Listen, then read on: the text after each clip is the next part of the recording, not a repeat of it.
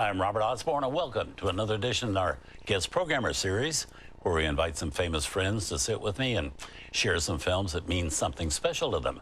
And joining me now is an Emmy-winning actress, writer, and producer, and quite frankly, one of the great breaths of fresh air working in the entertainment world today. Welcome, Tina Fey. Thank you, Robert. So Hi. good to have you here. Thanks for having me here. I'm so excited. You. A treat for us. A treat for everyone. Tina's first pick as our guest programmer is a comedy that marks the 8th of the 9 teamings of Spencer Tracy and Katharine Hepburn. It's Death Set from 1957. This surprised me. It did? Because of all the movies that they made. Yeah. To me, this is kind of one of the weakest ones. It's a weird little movie in some ways. So why did you pick it?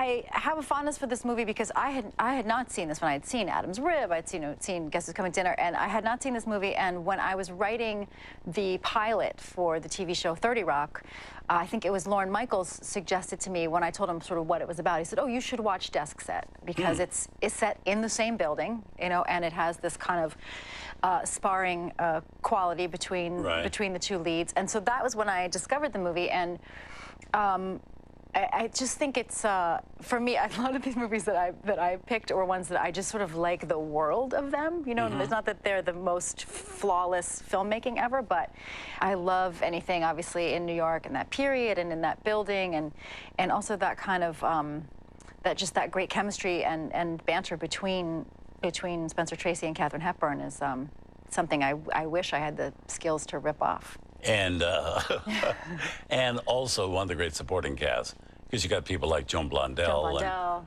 Dina Merrill and all these great character people. Yes. I thought maybe it had to do with the fact that there's so many women involved in it, and it was like kind of a woman's story. Well, I do. It is this nice, it's this very female workplace. It's set in the research department of I forget what the name of it's clearly sort of NBC. Right. It's like a fake version of NBC, a television network in the 50s. And I actually am getting so old now that when I started working at NBC, we had a human research department still like that. It was right before YouTube and Google were in the offices, and so you would have to go up to people sitting around and say, like, I need a videotape of Hillary Clinton talking, and they would say, like, we can't get it.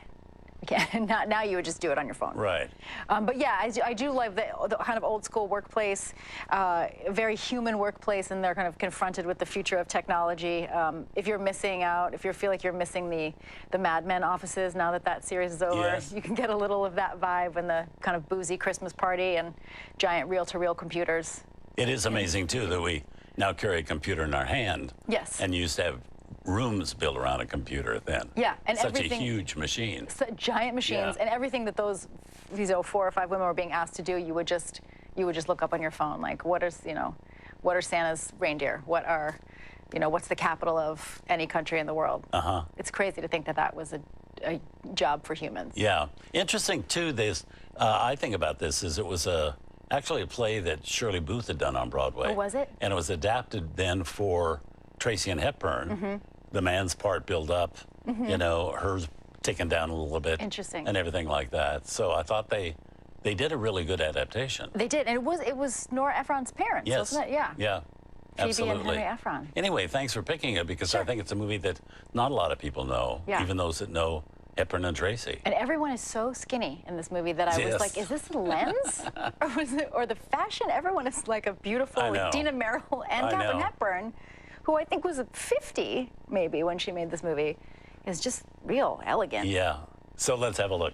Here it is, a movie also with Gig Young and Rachel Stevens from 1957, Death Set.